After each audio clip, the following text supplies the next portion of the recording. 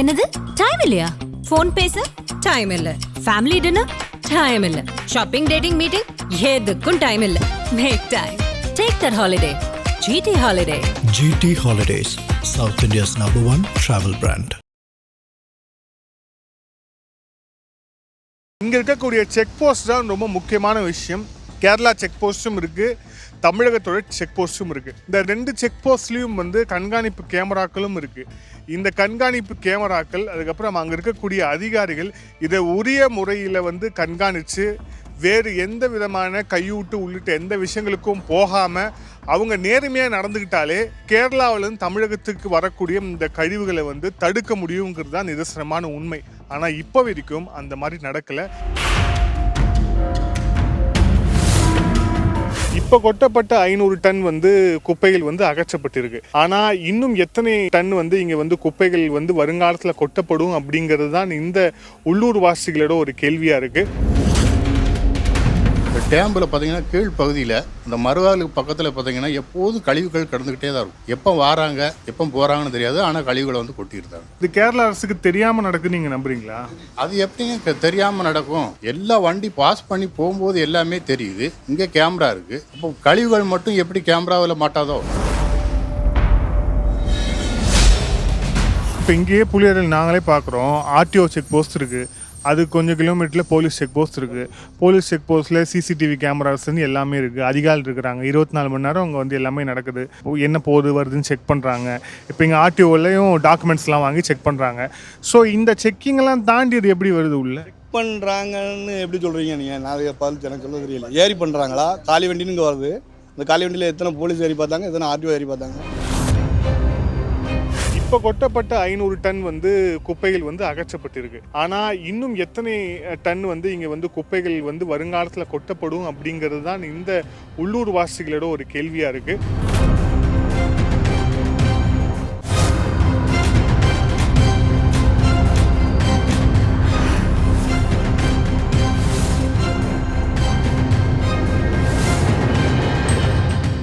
நேயர்களே, இதுவரை நீங்கள் பார்த்தது நெல்லை மாவட்டத்தில் கேரளாவில் அந்த பயோவேஸ்ட் கொட்டின அந்த நிகழ்வை பார்த்துருப்பீங்க. அது சம்பந்தமாக பலர் அந்த சுற்றுவட்டார பகுதி மக்களாக இருந்தாலும் சரி, இல்லை இந்த எல்லையோர மக்களாக இருந்தாலும் சரி, எல்லாருமே பதிவு செய்த தகவல்களை பார்த்துருப்பீங்க. இப்போ நாம் நின்றுட்டுருக்கக்கூடிய இந்த பகுதி அப்படிங்கிறது புளியரை ஊராட்சி அப்படின்னு சொல்லப்படக்கூடிய ஒரு பகுதி. இந்த பகுதி தான் கேரளாவுக்கும் இந்த தமிழகத்துக்குமான இந்த பார்டர் பகுதி தான். இப்போ நீங்கள் பார்த்துட்டு இருக்க இந்த சாலை வழியாக தான் கிட்டத்தட்ட நெல்லை உள்ளிட்ட சுற்றுவட்டார பகுதிகளில் கொட்டப்படக்கூடிய எல்லா பயோ வேஸ்ட்டும் அந்த கேரளாவிலேருந்து வரக்கூடிய அத்தனை கழிவுகளும் செல்லக்கூடிய அந்த லாரிகள் இந்த பகுதியை தான் கிராஸ் பண்ணி போகும்.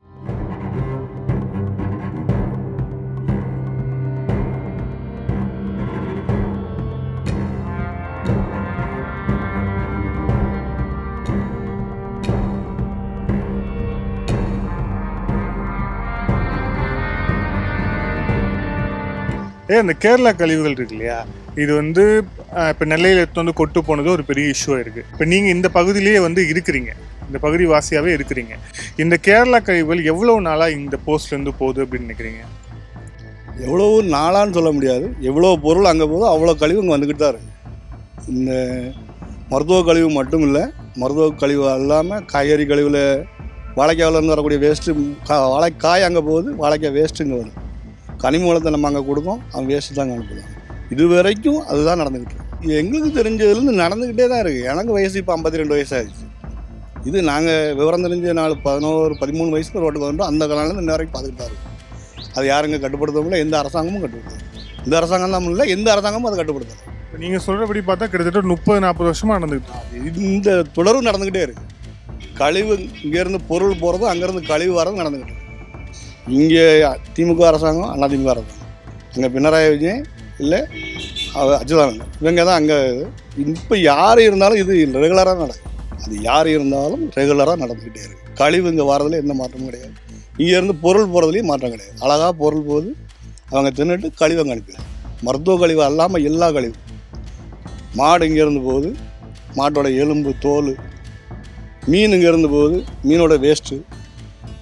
இந்த மாதிரி நிறைய கழிவுகள் வந்துக்கிட்டு தான். அது தடுக்கிற மீனெல்லாம் இங்கே வந்துட்டு அங்கே நிப்பாட்ட முடியாது செக் போஸ்ட்டில், அவ்வளோ வாடை இருக்கும். அது இன்னைக்கு வரல, நான் சொல்கிற காலத்துலேருந்து வந்துக்கிட்டு தான். இப்போது இங்கே இருக்கிற லோக்கல்ஸ்லாம் இருக்காங்களே, இப்போ இங்கே வந்தாங்கன்னா அந்த டேம் மண்டை கொட்டுறாங்கன்னு சொல்கிறாங்க, அங்கே கொட்டுறாங்க இங்கே கொட்டுறாங்க அப்படின்றாங்க. இது வந்து லோக்கல் இருக்கவங்களுக்கு தான் அந்த சுகாதார பிரச்சனைகள்லாம் ஏற்படும். அப்படி இருக்கும்போது நீங்கள் லோக்கலில் இருக்கீங்க அப்படிங்கிறதால நீங்கள் எதுவும் சுகாதாரத்தில் வந்து சுகாதாரத்துறையில் வந்து புகார் கொடுத்தது, இந்த மாதிரி கொட்டுறது தொட்டுறது அதெல்லாம் பண்ணிங்களா நீங்கள்? சுகாதாரத்துறையில் இப்போ ஃபோன் பண்ணி சொன்னாலோ நேரில் போய் சொன்னாலோ அவங்க வந்து வரமாட்டாங்க. வந்து அதுக்கு தக்கன ஆள் வச்சு பார்த்துப்பாங்க, சரின்பாங்க, மாட்டோம்னு சொல்ல மாட்டாங்க, நாங்கள் வந்து பார்த்து கொடுத்தோம்பாங்க. ஆனால் எந்த சுகாதாரத்துறையும் வந்து பார்த்து அதை கிளியர் பண்ணதாக கிடையாது. அது அந்த இடத்துக்கு நேரிட்டு வந்து பார்த்ததா கிடையாது. அப்போ யார் வந்து அந்த வேஸ்ட்லாம் கிளியர் பண்ணும்? அது வேஸ்ட் எங்கே கிளியர் பண்ணுதாங்க, இங்கே வந்து போட்டுறாங்க, அது பாட்டு கிடந்து மச்சு அப்படி போனால் தான் உண்டு. இந்த ரோட்டு நடுவை இப்போ தான் இல்லை, இடம் ஃபுல்லாக வாழைச்சருவு இல்லை, வாழைக்காயும் சருவுன்னு வந்து இது ஃபுல்லாக இது வரைக்கும் இருந்துக்கிட்டே இருக்குது. இப்போ தான் அந்த வாழைச்சருவு வரல, இந்த பிரச்சனைகள் அதிகமான பிறகு. இல்லைன்னா இங்கே தான் வரும். இப்போ கோட்டாசில் கொட்டிக்கிட்டு இருக்காங்க, இல்லைன்னா கீழே வந்துக்கிட்டு இப்போ மேலே இந்த சைடு காங்கிரஸ் இருக்குது, இப்போ இங்கே கம்யூனிஸ்ட் இருக்குது, இங்கே அதிமுக இருந்துச்சு, இப்போ திமுக இருக்குது, ஆட்சியாளர் இருக்குது. எவர் இருந்தாலும் இது நடந்துக்கிட்டே இருக்குது. அப்போ இது ஆட்சியாளர் குறையா அதிகாரிகள் குறையான்னு தெரியாது. கடந்த ஒரு 2 வருஷத்துக்கு முன்னாடியே இருந்து தான் நடந்துக்கிட்டு இருக்கு. ஏன்னா அந்த கோழி கழிவு, அந்த மாட்டுகளுடைய ஏற்றிட்டு போகக்கூடிய அந்த வேஸ்ட்டு வைக்கல், அது எல்லாமே இந்த டேம்பு பகுதியிலையும் அங்கே இந்த வாழைக்காய் லோடு வரும், அதில் உள்ள கழிவு எல்லாமே அங்கங்கே ரோட்டு பகுதியில் கொட்டிட்டு போயிடுவாங்க. இது இப்போ மட்டும் இல்லை, மருத்துவ கழிவு, கோழி கழிவு, மாட்டு எலும்பு, தாறு, அந்த மாதிரி உள்ள ஐட்டங்கள் எப்போதுமே கிட்டத்தட்ட நான் பார்த்ததுலேருந்து மேக்சிமம் ஒரு 5 வருஷமாக இதே தான் ஓடிக்கிட்டு இருக்கு. ஏன்னா இப்போ தான் இது சமீபத்தில் தான் இது கொஞ்சம் வெளிச்சத்துக்கு வரப்போய் தான் இதுவும் இங்கே நடக்க தெரியல. திருநெல்வேலியில் நடந்து தெரிஞ்சதுனால தான் இன்றைக்கி வந்து நீங்கள் கேள்வி கேட்குறீங்க. ஆனால் இது ஆரம்பத்தில் இருந்தே நடந்துக்கிட்டு தான் இருக்குது. இப்போ எல்லாமே வந்து என்னென்னா மேக்சிமம் என்னத்தையாவது வாங்கிக்கிட்டு தான், கைவிட்டு வாங்கிக்கிட்டு தான் வண்டியை பாஸ் பண்ணி விடுதாங்க. ஏன்னா பாரத செக் போஸ்ட்டு எல்லாமே கேமராலாம் இருக்குது, கழிவுகள்லாம் வருது தெரியாமலாம் இருக்கும். வண்டி எல்லாத்தையும் செக் பண்ணாங்கன்னா இப்போ கழிவுகள் மட்டும் ஏன் அதை மட்டும் அனுமதிக்காங்க? எல்லா வண்டியும் போகுது, மணல்லேருந்து பாறை, சல்லி, கோழி, மாடு எல்லாமே போத்தான் செய்யுது. ஆனால் கழிவுகளை எதுக்கு இங்கே கொண்டாந்து கொட்டணும்? இது வந்து தமிழ்நாடு வந்து குப்பை தொட்டி மாதிரி நினச்சிக்கிட்டாங்க. நினைக்கிறேன் அப்படி செய்யக்கூடாது. இல்லை, இங்கே இருந்தால் எல்லாம் போய் கேரளாக்காரங்க நல்லா வாழ்ந்தாங்க, எல்லாம் இருக்காங்க. அங்கேருந்து கழிவுகள் மட்டும்தான் வரும். கழிவுகளை அன்டயத்தில் கொண்டாந்து எங்கேயாவது கொட்டிட்டு போயிருந்தாங்க. இந்த டேம்பில் பார்த்தீங்கன்னா கீழ்ப்பகுதியில் இந்த மறுவாளுக்கு பக்கத்தில் பார்த்தீங்கன்னா எப்போதும் கழிவுகள் கடந்துக்கிட்டே தான் இருக்கும். எப்போ வராங்க எப்போ போகிறாங்கன்னு தெரியாது, ஆனால் கழிவுகளை வந்து கொட்டியிருந்தாங்க. பார்த்ததில் கிட்டத்தட்ட ஒரு 4-5 வருஷமாக அப்படி தான் நடந்துகிட்டே. இது வந்து அன்டயத்தில் தான் கொண்டு வராங்க கேரளாவிலேருந்து. அதாவது கோழி வேஸ்ட்டு, ஆடு மாடு கழிவு, அப்புறம் வந்து ஹாஸ்பிட்டலில் சுகர் பேஷண்ட்டு வந்துக்குள்ளே கை கால், கேன்சர் பேஷண்ட்டுக்குள்ளே கை கால் தலை, இது எல்லாமே ஆலங்குளம் பவர் சத்திரம் பக்கம் தோப்புகள் குத்தகைக்கு எடுத்து அங்கே ஒண்டி ஜேசிபி வச்சு தோண்டி, இது வந்து என்னென்னா வழியில் இருந்து பெட்ரோல் ஹைவே வந்து செக் பண்ணி பிடிச்சாதான் அதை நிறுத்த முடியும். ஆமாம், அண்டயத்தில் தான் எல்லாமே கொண்டு போகிறாங்க. ஆமாம், கேரளாவில் மொத்த கழிவும் தமிழ்நாட்டுக்கு தான் வருது. சுகாதாரமாக வந்து தமிழ்நாடு இருக்குன்னு ஆசைப்படுறோம். இங்கே வரத்துக்கு முன்னாடி இங்கே போலீஸ் செக் போஸ்ட் இருக்குது, அப்புறம் ஆர்டிஓ செக் போஸ்ட் இருக்குது. இது ரெண்டுத்தையும் தாண்டி எப்படி வந்து உள்ளே வருது? இல்லை, ஆர்டிஓலாம் சும்மா ஃபார்மாலிட்டிக்கு செக் பண்ணிட்டு வண்டி விட்டுருவாங்க. ஆமாம், போலீஸ் வந்து இப்போ வந்து கண்டெய்னரில் கொண்டு வருவாங்க, தார்பாய் போட்டு கொண்டு வருவாங்க. இது போலீஸுக்கே தெரியாது. உங்களுக்கு தெரிஞ்சுக்கணும், உங்கள் நினைவில் இருக்கிற காலத்துலேருந்து எவ்வளோ நாளாக வந்துட்டுருக்கு இந்த கேரளாவே? 10 ஆண்டுகளாக வந்துக்கிட்டு தான் இருக்குதுங்க. இங்கே இருந்து வாழைக்காய் ரோடு போச்சுன்னா ரிட்டன் அந்த கழிவு பூரா இங்கே தான் வருது, தமிழ்நாட்டுக்கு தான் வருது. செக் போஸ்ட்டில் பிடிக்க முடியாது, வழியில் வந்து ஏதோ வண்டிகளை செக் பண்ணி இப்போ கண்டெய்னர் வச்சு கொண்டு வராங்க. அந்த மீன் வண்டிலாம் கண்டெய்னர்லாம் செக் பண்ணி அதுக்குள்ளே என்ன இருக்குது, வேஸ்ட்டு என்னங்க இருக்குது வழியில் ஏதோ செக் பண்ணால் தான் கண்டுபிடிக்க முடியாதா? இல்லை, செக் போஸ்ட்டில் கண்டெய்னர் கொண்டு வராங்க, வண்டி திடீர்னு டிராஃபிக் ஆகிரும். ஒரு சில நேரத்தில் எஸ்பனில் வந்து ஒரு நாள் ஆயிரும் டிராஃபிக்கு. இப்போ வந்து இந்த எம்சாண்டு, பாறைப்பொடி, ஜல்லியே கிட்டத்தட்ட ஒரு 1000 வண்டிக்கு மேலே இங்கேருந்து போயிட்டுருக்கு. இந்த பகுதியில் கிராஸ் பண்ணி போன பிறகு புளியரையில் இருக்கக்கூடிய போலீஸ் செக் போஸ்ட்டு, அதுக்கப்புறம் வந்து ஆர்டிஓ செக் போஸ்ட், இந்த ரெண்டுத்தையும் கலந்து தான் இது வந்து தமிழகத்துக்கு வந்து உள்ளே போகுது, நெல்லை மாவட்டத்துக்கு உள்ளே வருது. இது எல்லாத்தையுமே நம்ம வந்து பதிவு பண்ணியிருக்கிறோம். இந்த பகுதி தான் ரொம்ப மெயினான பகுதி. இப்போ வந்து சபரிமலை சீசன் அப்படிங்கிறதால சபரிமலையிலேருந்து வரக்கூடிய பக்தர்கள், அப்புறம் வந்து இங்கே ஒரு ஐயப்பன் கோயில் இருக்குது, அந்த ஐயப்பன் கோயிலுக்கு போகக்கூடிய பக்தர்கள் வந்து பெரும்பாலும் செல்லக்கூடிய ஒரு விஷயமாக இது இருக்குது. ஆனால் இந்த சபரிமலை சீசன் முடிஞ்ச பிறகு இல்லை அந்த சபரிமலை சீசன் தொடங்குவதற்கு முன்பாக இந்த பகுதியில் பெருமளவு கேரளாவுக்கு தமிழகத்திலிருந்து பல்வேறு வகையான இந்த கனிம வளங்கள்லேருந்து காய்கறிலேருந்து எல்லாமே ஏற்றுமதி செய்யக்கூடிய இந்த வழியாக தான் போகும். திருப்பி வரும்போது கழிவுகளை வந்து அவங்க ஏற்றி அனுப்பக்கூடிய பகுதியாக இந்த பகுதி தான் இருக்கிறது. இப்போ இங்கேயே புலியரில் நாங்களே பார்க்குறோம், ஆர்டிஓ செக் போஸ்ட் இருக்குது, அது கொஞ்சம் கிலோமீட்டரில் போலீஸ் செக் போஸ்ட் இருக்குது. போலீஸ் செக் போஸ்ட்டில் சிசிடிவி கேமராஸ்லேருந்து எல்லாமே இருக்குது, அதிகாரிகள் இருக்கிறாங்க, 24 மணி நேரம் அங்கே வந்து எல்லாமே நடக்குது. என்ன போகுது வருதுன்னு செக் பண்ணுறாங்க. இப்போ இங்கே ஆர்டிஓலையும் டாக்குமெண்ட்ஸ்லாம் வாங்கி செக் பண்ணுறாங்க. ஸோ இந்த செக்கிங்கெல்லாம் தாண்டி அது எப்படி வருது உள்ள செக் பண்ணுறாங்கன்னு எப்படி சொல்கிறீங்க நீங்கள்? நான் பார்த்து எனக்கு சொல்ல தெரியல. ஏறி பண்ணுறாங்களா? காலி வண்டின்னு இங்கே வருது. இந்த காலி வண்டியில் எத்தனை போலீஸ் ஏறி பார்த்தாங்க, எத்தனை ஆர்டிஓ ஏறி பார்த்தாங்க? இந்த வண்டி சரல்னு போகுது, கல்லாவிலேருந்து போகிறாங்க. கேட்டால் காலி வண்டிக்குள்ளே இருக்கிறது வந்து வெயிட்டான பொருள் இருக்காது. சருவெல்லாம் வெயிட்டு கிடையாது, மருத்துவ கழிவு வெயிட்டு கிடையாது, பாடிக்குள்ளே தான் இருப்பது. இப்போ அதை எங்கே கொண்டு கொடுத்தாங்கன்னு தெரியாது. இங்கே கல்லூரில் அள்ளி போட்டால் தான் பெரிய லோடு. ஆனால் அங்கேருந்து வந்ததுக்கப்புறம் சின்ன சின்ன லோடு தான். சின்ன லோடை வந்து கருத்துக்க தள்ளினாங்க. கல்லூர் எங்கே இருக்குது? இப்போ பலவரில் நடந்துச்சுல, அதுதான் நடுக்கல்லூர். நடுக்கல்லூரில் நடந்த சம்பவம் வந்து பெரிய லோடாக கொண்டு வந்து தள்ளாது. பாடிக்குள்ளே வச்சு கொண்டு வந்து கொட்டினா தான் அது எல்லாமே நம்ம ஏரியா தானே. சரி, பாடிக்குள்ளே இருக்கிற பொருளை காலி வண்டின்னு இவங்க யாருமே பார்க்குறது இல்லை. அது காசு கொடுக்காங்கன்னு இல்லை, காலி வண்டி தான் போகுதுன்னு விட்டுருக்காங்க. இப்போ அந்த சிசிடிவி ஃபுட்டேஜ் அந்த இதெல்லாம் அது கூட செக் பண்ணுறது இல்லையா? அதெல்லாம் மேலே தான் இருக்கும். ஸோ எவ்வளோ கீழே இருந்தாலும் அது வந்து தெரியும். அவனுக்கு அவ்வளோ ரொம்ப சொல்கிறதுக்கு இல்லை, எல்லாமே அப்படி தானே இருக்குது. இப்போ லோக்கலில் கொட்டுறாங்க அப்படிங்கிற போது லோக்கல்ஸ் நீங்களாம் வந்து இங்கே கொட்டாதீங்க, எங்களுக்கு அது பாதிக்குதுன்னு யாராவது ப்ரொட்டஸ்ட் பண்ணியிருக்கலாம் இல்லையா? சொல்லும் போது தான் அவன் அந்த வண்டிக்காரன் ஒன்று தமிழ்நாட்டுக்கார வண்டியாக இருப்பான், பக்கத்தில் தெரிஞ்சவனாக இருப்பான். என்ன மாப்பிள்ள எனக்கு நேராகுதுன்னு தள்ளிட்டு போயிடும். அவனை நீங்கள் என்ன செய்வீங்க? அவனுக்கும் உணர்வு வேணும், நம்ம ஊராட்சியை நம்ம போடக்கூடாதுன்னு அவனுக்கும் உணர்வு கிடையாது. அந்த மாதிரி இங்கேருந்து அங்கே கொண்டு வேஸ்ட்டு போடுவானே, அவனுக்கு போட மாட்டான், அவன் ஏற்ற மாட்டான். இங்கேருந்து வேஸ்ட்டு அவன் இங்கேருந்து ஏற்றப்போ நமக்கு தரமான பொருள் அது, அங்கேருந்து ஏற்ற தான் வேஸ்ட்டு. ஸோ நமக்கு அந்த உணர்வு இல்லை அப்படிங்கிறீங்களா? கண்டிப்பாக இல்லைங்கிறது என்னுடைய தனிப்பட்ட விருப்பம். நான் அதுக்காண்டி மலையாளி தமிழன்னு பிரிக்கலை. நல்ல பொருளை கொண்டு போகணும், தரமான பொருளை ரிட்டர்ன் பண்ணணுங்கிறது அவங்களுடைய இதாக இருக்குது. அதுமாதிரி அந்த மாதிரி உணர்வு நம்மகிட்ட இல்லைங்கிறது அதுக்காண்டி பிரித்து பேசலை. நம்ம எப்படி தரமான பொருளை நம்ம இங்கேருந்து அனுப்புகிறோமோ அதுமாதிரி தரமான பொருளை அவங்க அனுப்போம். வேஸ்ட்டை மட்டும் அனுப்புனா அப்போ நம்ம இங்கே கழிவு கட்டங்கள் தானே இருக்கும். அதுக்காண்டி பிரிவினவாதம் கிடையாது. இங்கே லோக்கலில் இப்போது உள்ளாட்சியில் பிரதிநிதிகள் இருப்பாங்க, ஊராட்சி மன்றம் இந்த மாதிரிலாம் இருக்கும். அவங்கெல்லாம் இதெல்லாம் அவங்க எடுத்துக்கிறதோ அது ஒரு பெருசாக இது பண்ணுறதோ தீர்மானம் போடுறது அந்த மாதிரி எந்த விஷயமும் பண்ணுறது இல்லையா? தீர்மானம் போட்டிருக்காங்க, எத்தனையோ தீர்மானம் போட்டிருக்காங்க. இவங்க ஆர்டிஓவில் சொல்ல தான் செய்தாங்க. அவங்க கேட்கணும்ல. ஆர்டிஓ இப்போ ஊராட்சி மன்ற தலைவர் நேரடியாக போய் பார்த்துக்கிட்டே இருக்க முடியாது, இப்படி வச்சுக்கணும். ஊராட்சி ஒன்றிய உறுப்பினர் போய் பார்க்க முடியாது. பொதுமக்கள் நம்ம கூப்பிட்டு சொல்லும்போது கண்டிப்பாங்க. அது பிறகு நைட்டு வந்து வண்டி கொட்டினா யாரும் என்ன செய்ய முடியும்? இப்போ அவங்களுக்கு 9 10 மணி வரைக்கும் நீங்கள் நம்ம ரோட்டில் இருக்கும். நம்ம கிராமம் தானே, கிராமத்தில் ரோட்டில் இருக்கும். நம்ம மறுநாள் வேலைக்காண்டி வீட்டுக்கு போயிடும். 12 மணிக்கு மேலே வண்டி வந்து கொட்டுச்சுன்னா அது போலீஸுக்கும் தெரியாது, ஆர்டிஓவுக்கும் தெரியாது. அது இயல்பான ஒன்று. அதுக்காண்டி போலீஸ் அனுமதிக்காங்க, ஆர்டிஓ அனுமதிக்காரு கிடையாது. நைட்டில் வரக்கூடிய வண்டி இந்த மாதிரி செஞ்சுருக்காங்க. ஸோ அரசாங்கத்துக்கு உங்களுடைய கோரிக்கை என்ன? இதை தடுக்கணும் அப்படின்னா என்ன செய்யணும்னு நீங்கள் நினைக்கிறீங்க? நீங்கள் சொல்லுவீங்க அரசுக்கு.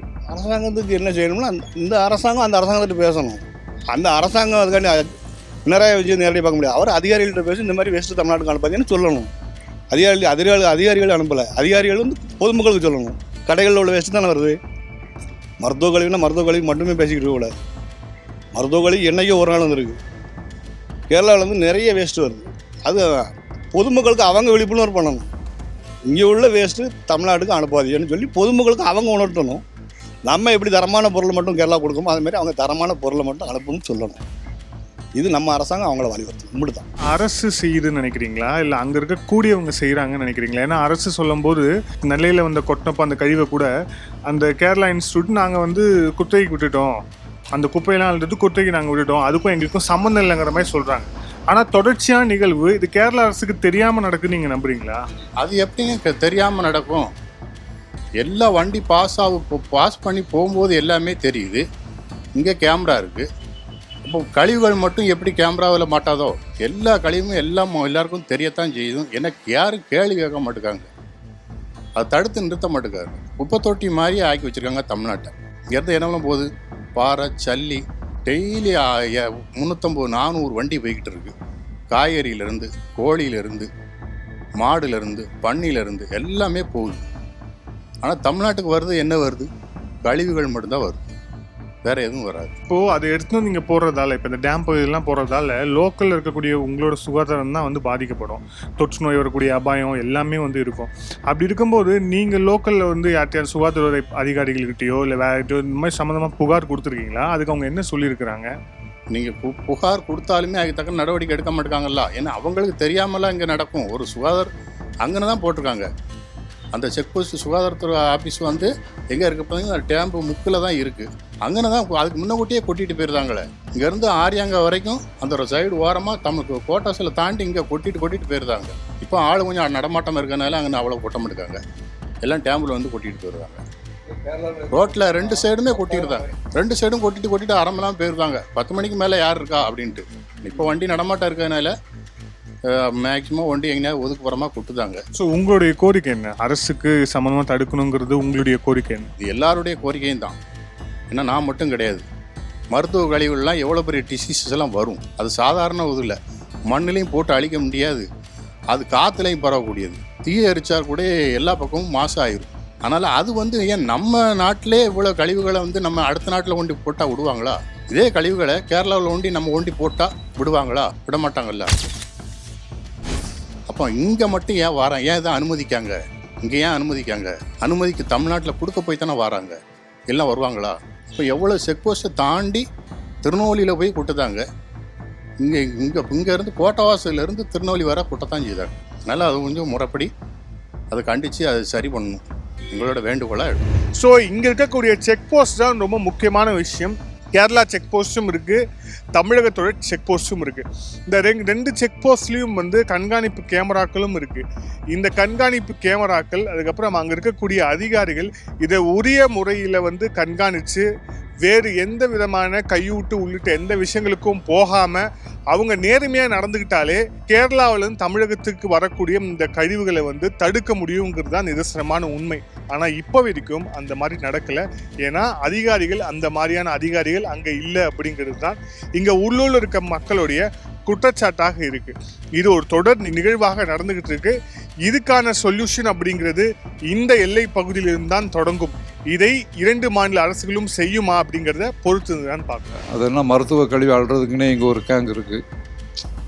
அவங்க வந்தாங்கன்னா டன்னுக்கு 40,000 50,000ன்னு அந்த மருத்துவ கழிவு பூரா இங்கே தான் கொண்டு வராங்க. அது இந்த கேன்சர் பேஷண்ட் உள்ள கை கால் தலை எல்லாத்தையுமே இங்கே தான் கொண்டு வராங்கல்ல. சுகாதாரமாக இருக்கணும் தமிழ்நாடு, அப்படி தான் நாங்கள் ஆசைப்படுதோம். இங்கே லோக்கலில் இருக்கக்கூடிய எங்கள் சப்போர்ட்டும் இருக்குது. அதில் அது இருக்கிறதால தான் இதுக்குன்னு தனியாக ஆள் இருக்காங்க. லோக்கல்லாம் ஆள் கிடையாது. இதுக்குன்னு வந்து தனியாக மருத்துவ கழிவு அள்ளுறதுக்குன்னே ஒரு லாரி வச்சுருக்காங்க. அவங்க தான் அள்ளிட்டு போகிறாங்க. இப்போ உள்ளூர்காரங்க எங்களுக்கே தெரியாது யார் கொண்டு போகிறா என்ன. டே நைட்டாக வண்டி ஆயிரக்கணக்கான வண்டி போயிட்டு இருக்குது. இது வழியில் ஏதோ செக் பண்ணி பிடிச்சாதான் அவங்கள பிடிக்க முடியும். இது ஏதாவது பர்டிகுலர் காலத்தில் வந்து ஜாஸ்தியாக வருது இல்லை கம்மியாக வருது அந்த மாதிரி தான் இருக்கா? இல்லை ரெகுலராக தான் வருது. வாரத்துக்கு எத்தனை வண்டி வரும் அந்த மாதிரி? ஏன்னா உங்களுக்கு 24 hours வண்டி போயிட்டு வந்துட்டு தான் இருக்குங்க. பர்டிகுலராக நம்ம சொல்ல முடியாதுல்ல. இப்போ இந்த சபரிமலை சீசன் தொடங்கியிருக்கு. ஸோ வந்து நம்ம இந்த டூரிஸ்ட் போகிறது, இந்த பக்தர்கள் போகிறது ஜாஸ்தியாக இருக்குது. ஸோ இந்த மாதிரி டைமில் அது வர்றது கம்மியாகுமா இல்லை அதே தான் போயிட்டுருக்குறா இல்லை எப்படி? அதில் ஏதாவது மாற்றம் இருக்கா? மாற்றம் அப்படி எங்களுக்கு தெரியல. ஏன்னா உள்ளூர் எங்களுக்கே தெரியாது எத்தனை மணிக்கு கொண்டு போகிறாங்க வர்றாங்கன்னு. ஏன்னா அன்டயத்தில் தான் கொண்டு வருவாங்க. ஆமாம் ஒரு ட்ரிப்லாம் அந்த குளத்துக்கரையில் ஏதோ ஆசிட்டு கழிவுன்னு நினைக்கிறேன். 3-4 மாதமாக ஸ்மெல்லு போகவே முடியாது. ஆமாம் அந்த மாதிரிலாம் ஒரு ஆசிட்டு கழிவுன்னு நினைக்கிறேன். நைட்டில் கொண்டாந்து கொட்டிட்டு போயிருந்தாங்க. யாரும் பார்க்க அன்டயத்தில் கூட்டிகிட்டு போகிறது யாரும் பார்க்க முடியாதுல்ல. அது அப்படி கிடந்தது. ஏதோ கார்பரேஷனில் வந்து ஏதோ மண்ணை ஏதோ கொட்டிட்டு போனாங்க. ரோட்லேயே நடக்க முடியாது. ஸ்மெல்லு அந்த அளவுக்கு ஸ்மெல்லு. ஆமாம் இப்போ ஆலங்குளம் பாவூர் சத்திரத்தில் தோப்புகளை குத்தகைக்கு எடுத்து இந்த மருத்துவ கழிவில் கொட்டி அங்கேயே தீ வச்சு கொளுத்திடுவாங்க. அதெல்லாம் ஏற்கனவே பிடிச்சி கேஸ் நடந்துக்கிட்டு இருக்குது. இதுக்குன்னு தனிப்பட்ட முறையில் லாரி வச்சுருக்காங்க. மருத்துவ கழிவு அள்ளுறதுக்குன்னு கேரளா கவர்மெண்ட் வந்து அள்ளி கொண்டாந்து கொட்டுறாங்க. தமிழ்நாட்டுக்கு தான் வருது எல்லாமே அந்த கழிவு போகிறோம்.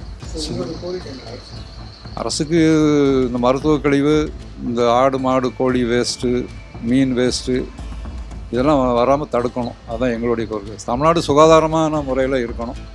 அதான் எங்களுடைய கோரிக்கை. இந்த சம்பவத்தில் இறுதியாக நம்ம சொல்கிற விஷயம் என்ன அப்படின்னா, கேரள அரசாங்கம் வந்து இதில் வந்து உரிய நடவடிக்கை வந்து எடுப்போம் அப்படின்னு சொல்லியிருக்கிறாங்க. ரெண்டாவது வந்து திருவனந்தபுரம் புற்றுநோய் மையத்தில் வந்து கொட்டப்பட்ட அந்த கழிவுகளுக்கும் எங்களுக்கும் வந்து பெரிய பொறுப்பு கிடையாது, நாங்கள் வந்து அதை சப்கான்ட்ராக்ட் விட்டுருக்கோம் அப்படின்னு சொல்கிறாங்க. கேரளாவில் கணக்கின்படி பார்த்தோன்னா ஒரு நாளைக்கு 70 டன் மெடிக்கல் வேஸ்ட் வந்து உற்பத்தி ஆகுது. ஆனால் அதை வந்து ப்ராசஸ் பண்ணக்கூடிய அவங்களுடைய கெப்பாசிட்டிங்கிறது வெறும் 16 டன் தான். ஸோ மீதி இருக்க குப்பைகளை அவங்க என்ன பண்ணுறாங்க அப்படிங்கிறது தான் முக்கியமான கேள்வியே. ஸோ அந்த கேள்விக்கு பதிலை சொல்லாமல் கான்ட்ராக்டர் மேலே வந்து பழிய போடுறதுல தான் கேரள அரசாங்கம் வந்து ரொம்ப குறியாக இருக்கிறாங்க.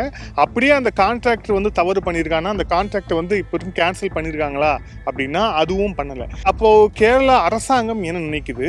கேரள அரசாங்கம் தமிழகத்தை இந்த மாதிரியான விஷயங்களுக்கு தொடர்ச்சியாக பயன்படுத்தணுங்கிறது அவங்களுக்கு ஒரு திட்டமாக இருக்கா அப்படிங்கிற ஒரு கேள்வியும் இருக்குது. இது தொடர்பாக 2 மாநில அரசுகளும் சேர்ந்து ஒரு ஒருங்கிணைப்பு குழு போட்டு அவங்க விசாரணை நடத்தி அதன் அடிப்படையில் வெளியிடப்பட்ட ஒரு அறிக்கையில் இதற்கான தீர்வை காணணும் அப்படிங்கிறதும் ஒரு கோரிக்கையாக இருக்குது. ஏன் அப்படின்னா இது 2 மாநிலம் சார்ந்த பிரச்சனை, வெறும் முல்லை பெரியாறு மட்டும் 2 மாநிலங்கள் சார்ந்த பிரச்சனை கிடையாது. இந்த மெடிக்கல் வேஸ்ட்டும் கிட்டத்தட்ட வந்து 2 மாநிலங்கள் சார்ந்த ஒரு பிரச்சனை தான். இப்போ கொட்டப்பட்ட 500 டன் வந்து குப்பைகள் வந்து அகற்றப்பட்டிருக்கு. ஆனால் இன்னும் எத்தனை டன் வந்து இங்கே வந்து குப்பைகள் வந்து வருங்காலத்தில் கொட்டப்படும் அப்படிங்கிறது தான் இந்த உள்ளூர் வாசிகளோட ஒரு கேள்வியாக இருக்குது. ஸோ தொடர்ச்சியான ஒரு கண்காணிப்பு அப்படிங்கிறது வேணும். குறிப்பாக இங்கே இருக்கக்கூடிய செக் போஸ்ட்டில் இந்த குப்பைகள் வந்துச்சு அப்படின்னா அந்த குப்பைகள் என்ன ஏது அப்படின்னு விசாரிக்கக்கூடிய அமைப்பு அப்படிங்கிறது, விசாரணை அப்படிங்கிறது அந்த செக் போஸ்ட்லேருந்தே தொடங்கணும்.